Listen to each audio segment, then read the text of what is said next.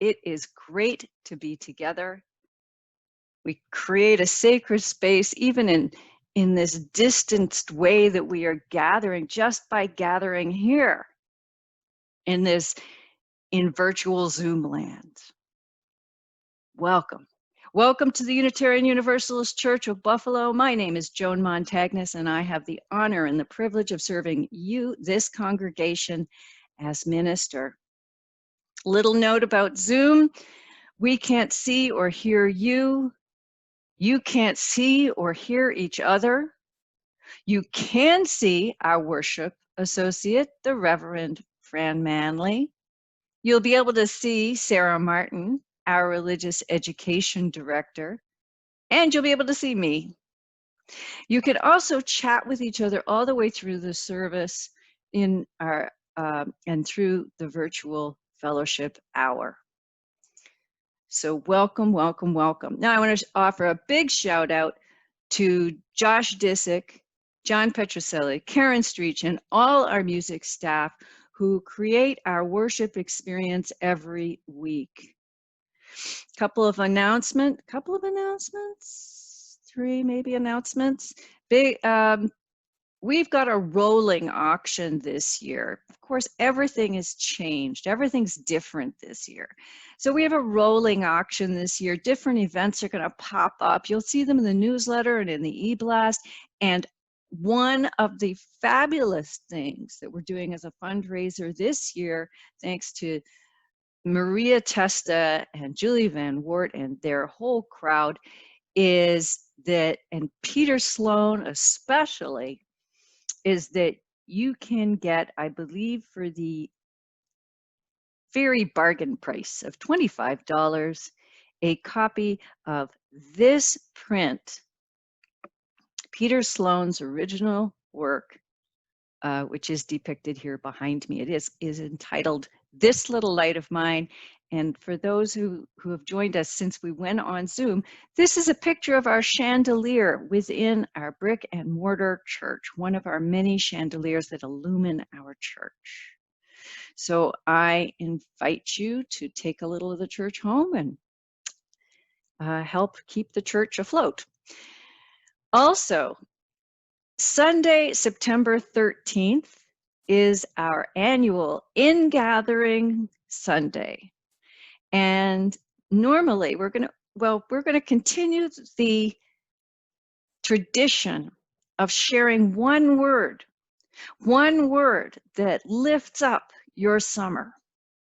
And I invite you to send that one word to Karen Streich, who will assemble those words into some kind of wonderful montage. And her address is Karen Streich Karen Streich 100 at gmail.com. And if somebody wants to put that in the chat, I would appreciate it. Oh, look, there it is. Okay, so send that off. And a final announcement saying there's some quick reminders that we got all kind of programming going on throughout the week on Zoom platforms. There's Sarah Martin's Religious Education Chalice check-ins, and there are covenant groups, and then there's a daily brown bag check-in, brown bag luncheon with yours truly together. And that's always a fun thing too. That is enough announcing and getting oriented in Zoom land worship. So welcome again and come. Let us worship.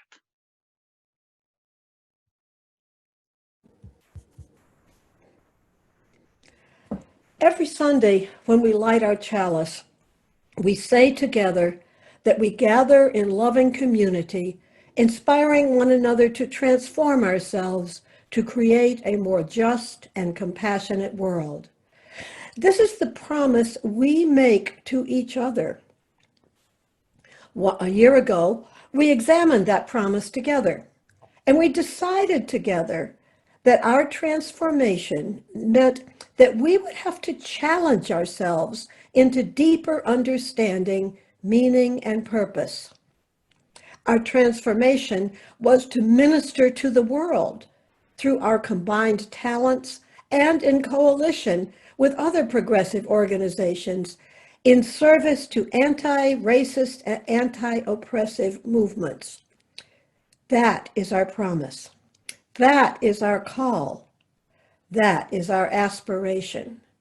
Come, let us worship. The flaming chalice is the symbol of our Unitarian Universalist faith.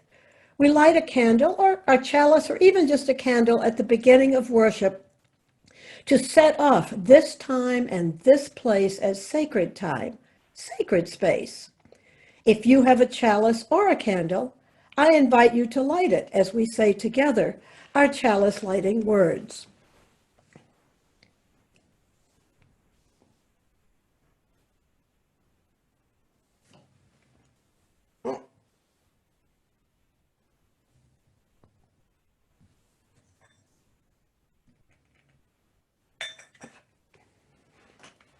Let us say together, we gather in loving community, inspiring one another to transform ourselves to create a more just and compassionate world.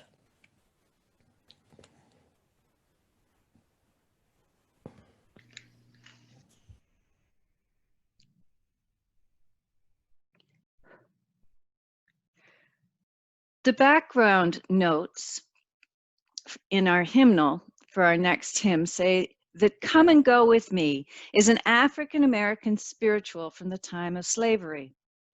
Many think that slaves used the song to signal an upcoming escape, inviting their friends and family to come along.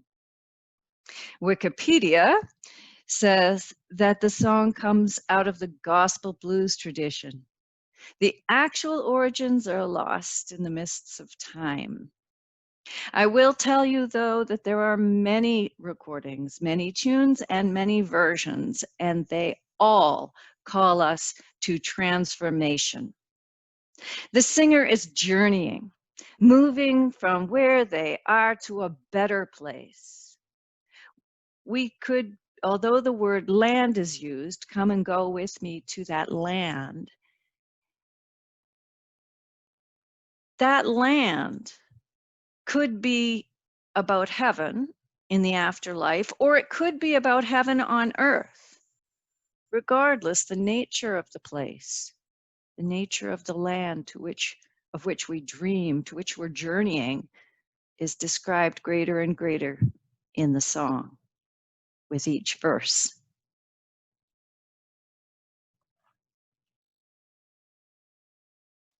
Come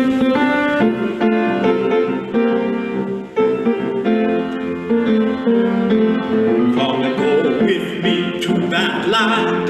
Come and go with me to that land. Come and go with me to that land where I'm bound, where I'm bound. Come and go with me to that land. Come and go with me to that land. Come and go with me to that land where I'm bound. There will be freedom in that land. There will be freedom in that land.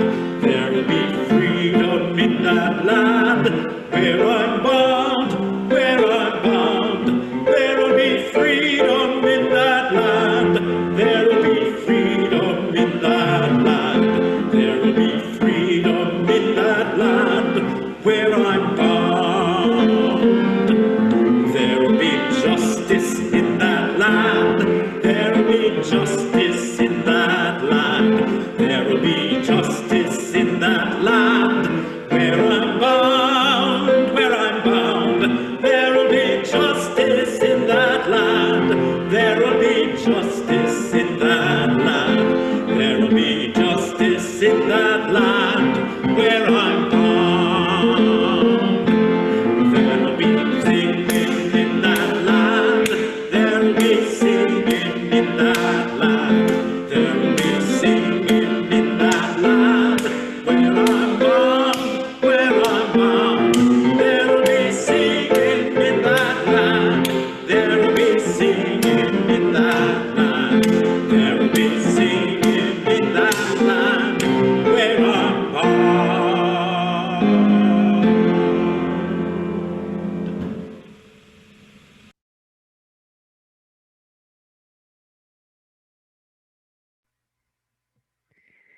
Good morning. So usually at this time of the year, we would be holding our backpack blessing potluck, where we invite families and anyone else in our congregation who would like to start this church school calendar year off with a little extra good energy following them along, to come to a potluck and bring their briefcase, their backpack, a special stuffed animal, whatever you have, for a special blessing. This year we were not able to do it in person, but we did find a pretty fun workaround, I think, and we made a little video of our backpack blessing weekend.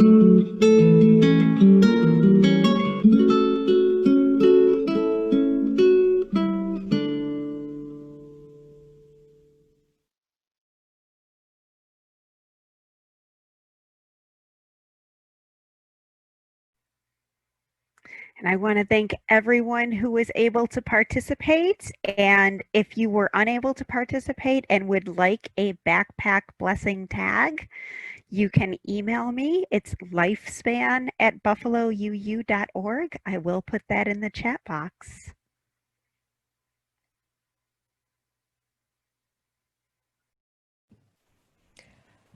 Every week, our congregation takes a good portion of our Sunday morning offering and gives it away to a social justice cause outside our church walls. Our justice ministry is excited to dedicate our August Share the Plate to growing LGBTQ plus youth support, or GLIS.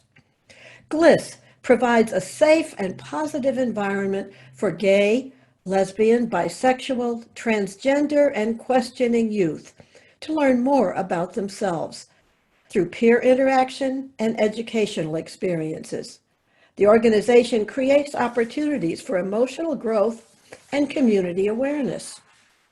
You can use PayPal by going to our website, www.buffalouu.org, and clicking on the blue Donate button. Or you can send a check by mail to the Unitarian Universalist Church of Buffalo, 695 Elmwood Avenue, Buffalo, New York, 14222. If yours is a gift to our Share the Plate ministry, please write SHARE on the memo line, and it will be shared between GLIS and the church operating budget. If yours is a welcome gift to our congregation, please write Pledge 2020 on the memo line. Either way, please write UUCB on the important line, and we will do the bookkeeping. Let's give from our hearts so that we can transform the world.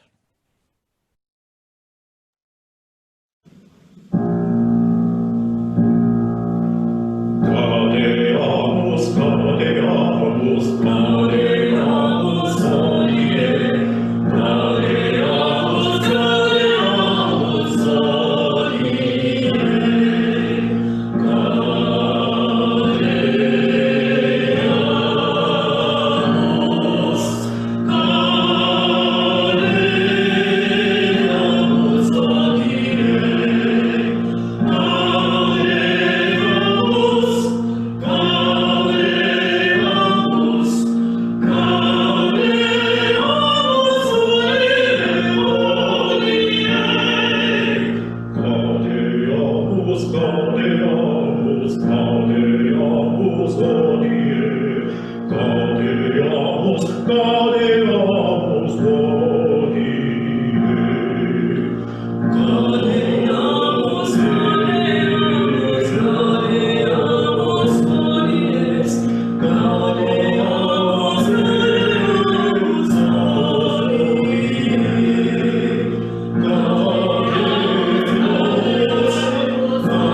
gaudeamus, gaudeamus,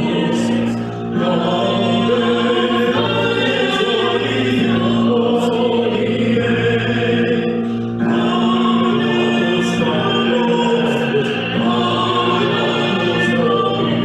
Gaudeamus,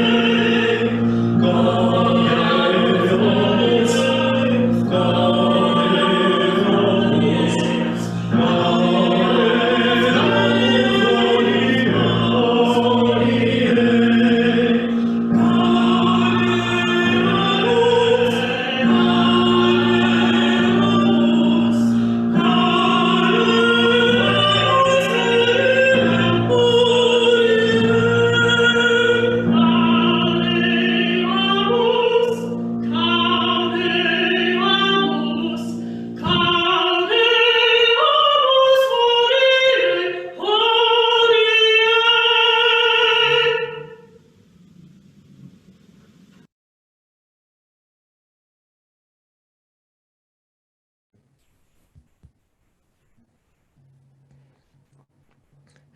Our reading this morning comes from the Reverend Susan Frederick Gray and the Reverend Erica Hewitt.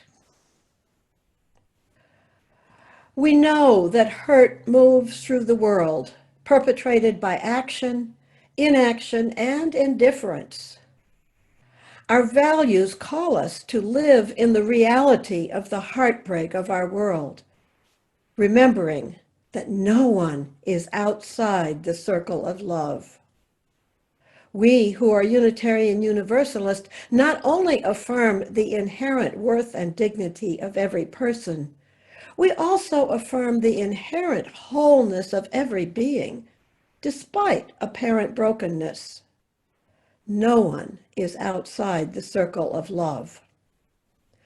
We know that things break or break down, promises, friendship, sobriety, hope, communication.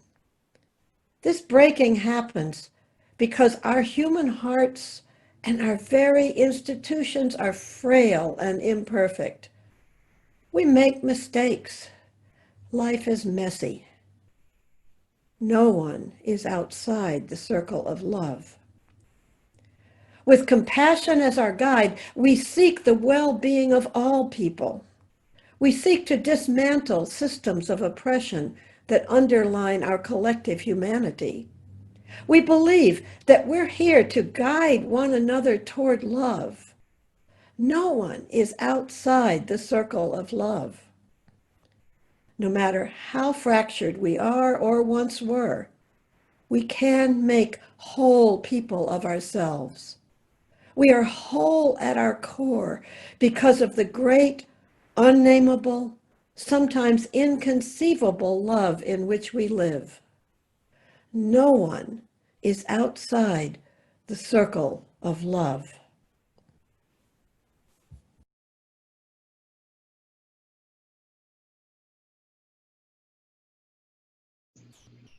Let us join our hearts and minds in a quiet moment of prayer, reflection, and meditation.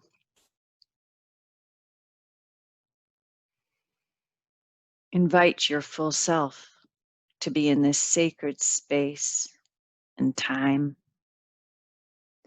Your best self and your struggling self. Your mistakes and your triumphs. Bring your shortcomings and your recommitment to do good. Invite your full self to be here and now. Here, together, we are trying to bridge division, overcome hatred, reveal the bonds that bind each to all. And we try, and we will fall short. But held in infinite love, we try again. We come together this morning to remember our promises to one another and to vow to live by those promises once again.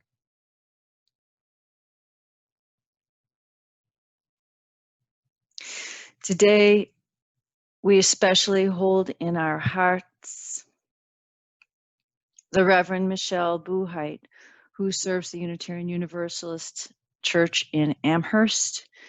Michelle's mother recently passed away after a long illness.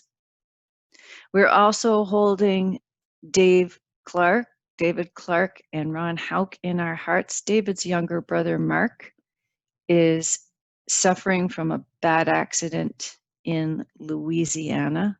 We send thoughts of healing and recovering to Mark. And we also send good and safe wishes to all of the children everywhere who are heading off to school, whatever form that takes. May they be safe. And now let us, and the teachers as well, and administrators. And now let us open this time of worship to the names of all our loved ones, suffering and sorrow, and celebrating in joy. Each name a breath, each breath a prayer.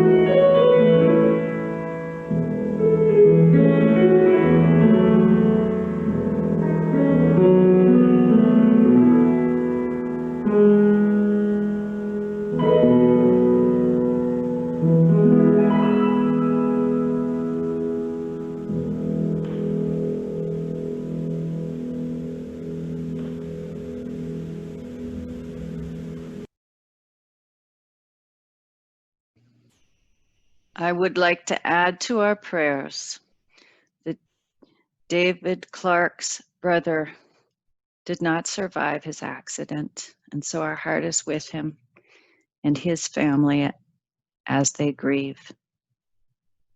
The breath of nature is upon us. The spirit of life is within us. The community of love is among us. So be it. Blessed be. And the church say, Amen.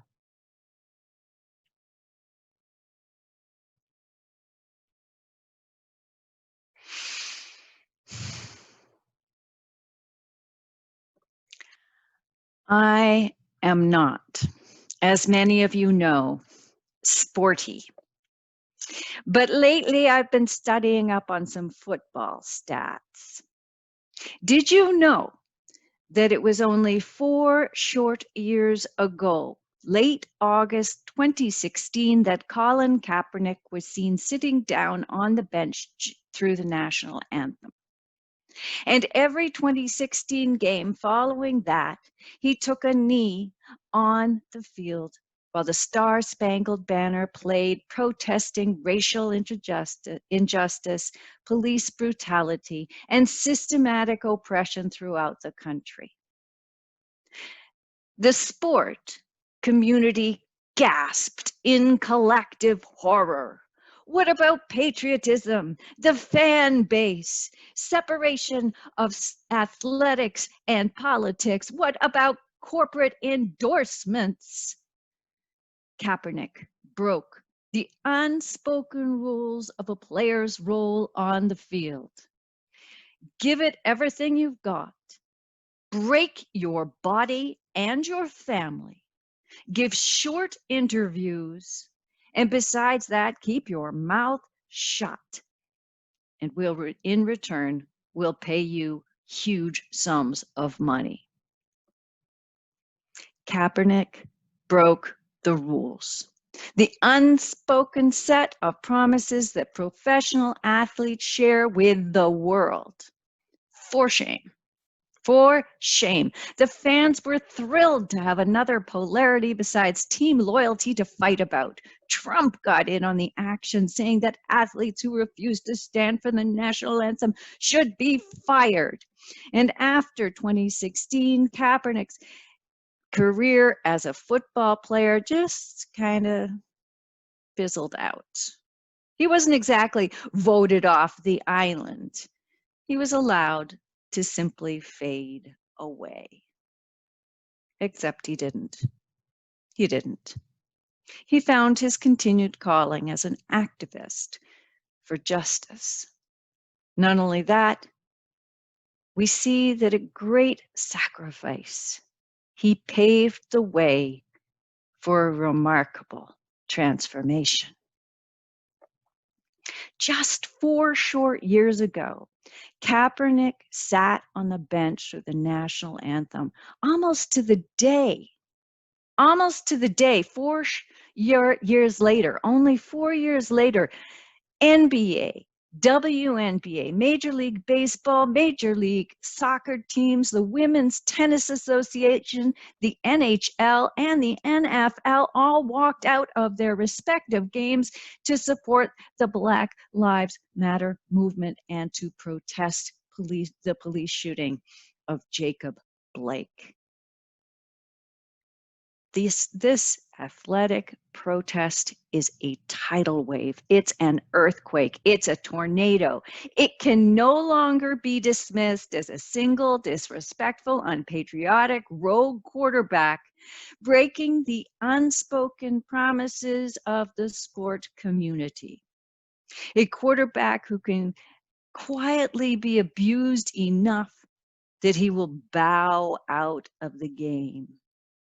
This is the whole community using its collective voice to demand real change. Hell, for a minute there, LeBron James was talking about canceling the season. Ooh, that would have been exciting. And then again, as most of you know, I am not sporty. So let's get back to religion. That's more my thing. Yes, let's get back to religion. Religion, the word religion well, it goes back to the Latin. And the Latin word is religare, which means to re-link, to rebind, bind that which holds us together.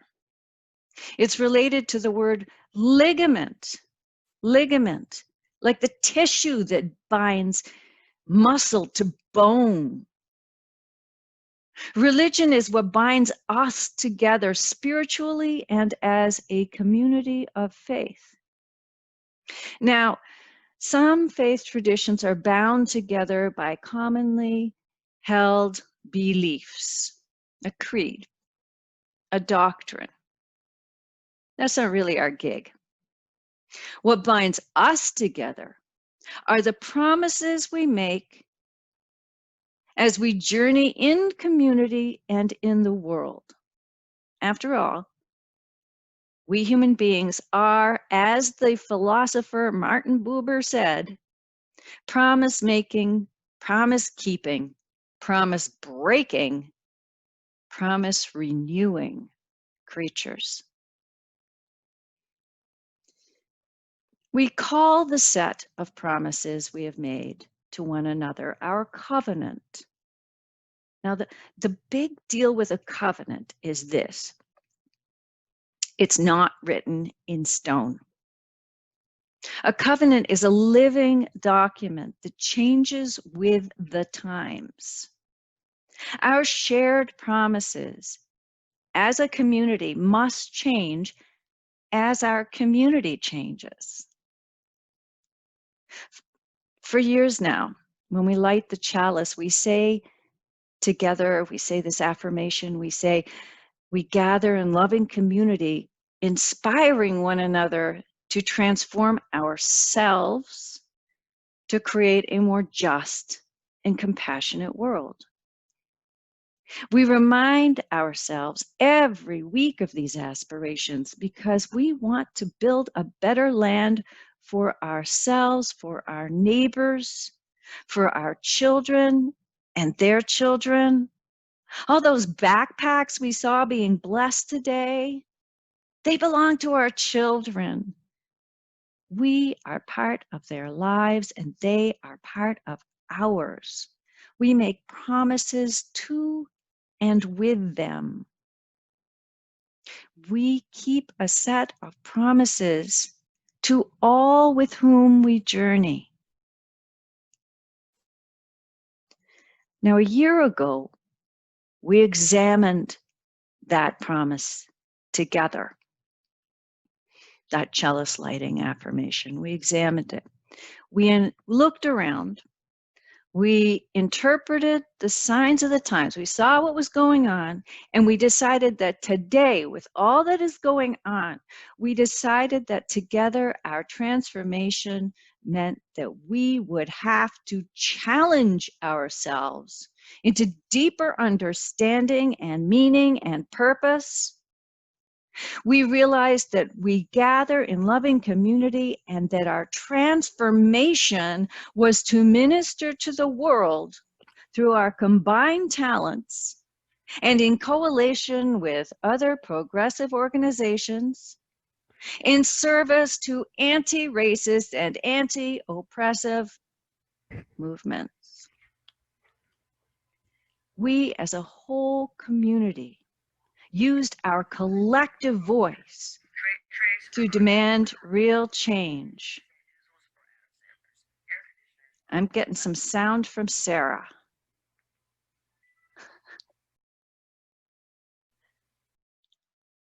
There we go.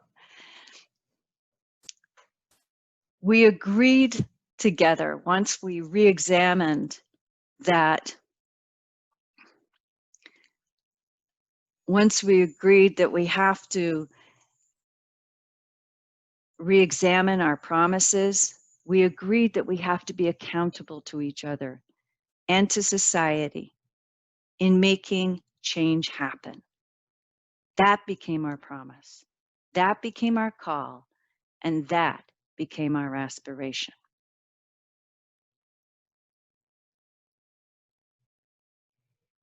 Now, there's another thing about covenants. We make promises together about how we will be as a community. But what happens when somebody breaks those promises? What do we do when somebody breaks those promises? Say somebody gathers with us. We welcome them in the spirit of hospitality, and then they are unloving. Say they're harmful in word or deed. Say they upset the apple cart of our congregation. What do we do then? What do we do when someone breaks the set of promises that holds us together? Well, we invite them back into covenant. That's who we are as loving people. No one is outside the circle of love. We invite them back into covenant. We ask them to remember our shared promises and to live by those promises, or if they choose, to leave the community.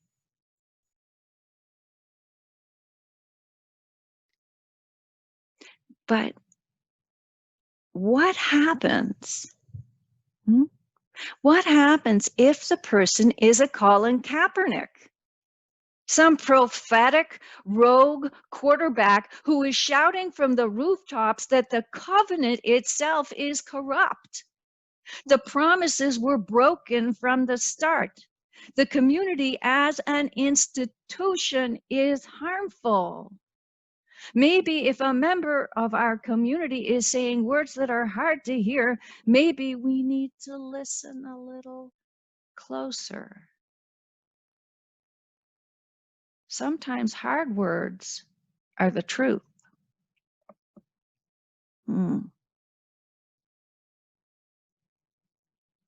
Hurt moves through our world in any number of ways.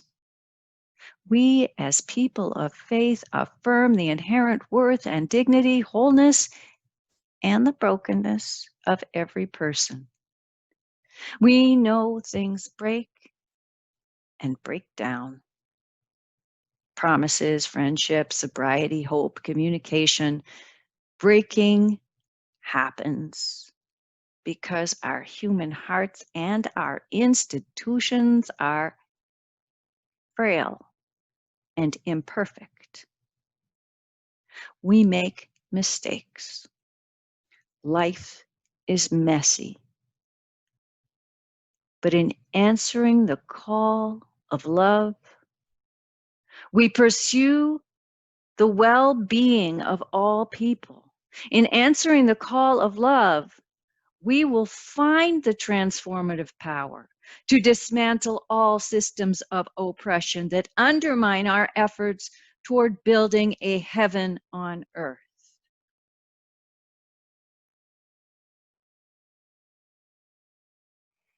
Not that I'm sporty or anything, but let's just go back to that boycott for a moment. It has captured my imagination. What I hear from the media sound bites is that the athletes are saying the police shooting of Jacob Blake was the last straw.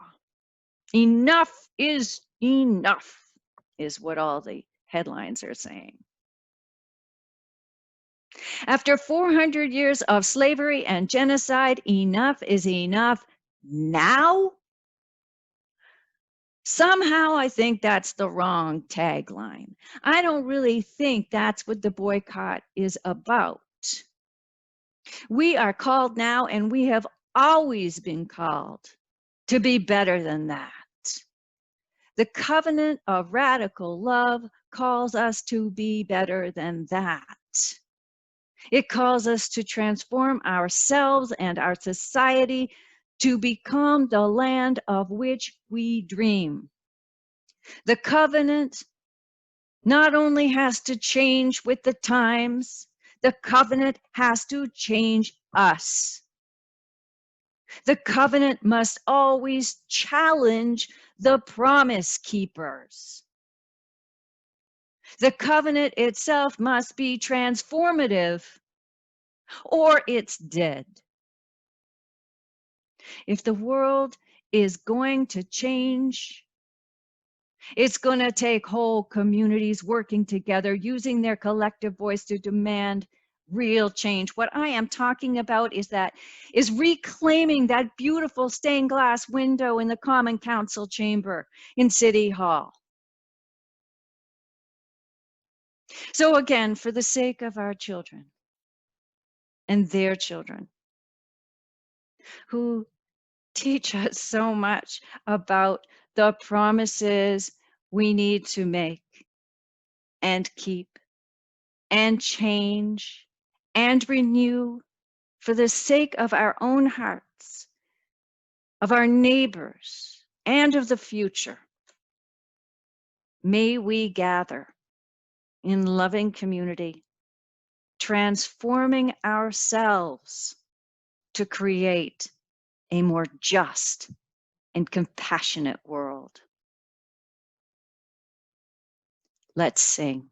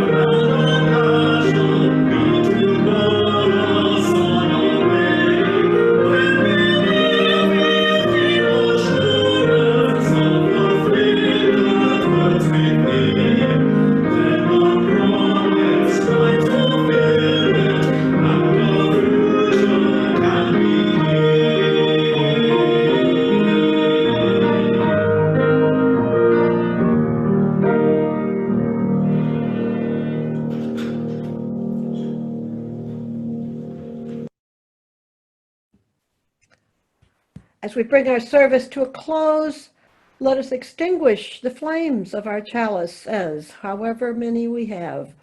Let's extinguish the flame of our chalice with the words that we say together every week. As we extinguish the flame of this chalice, may we carry its light with us into the world in the power of peace, faith, justice, and love.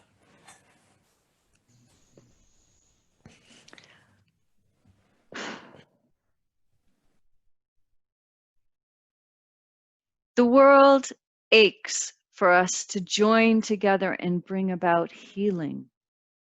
to toil for justice, and to produce ever increasing love. This is our calling. Remember, you are blessed. Remember, you are a blessing. And above all else, remember, you're not alone. You are never alone. So be it. Blessed be. And let the church say, Amen.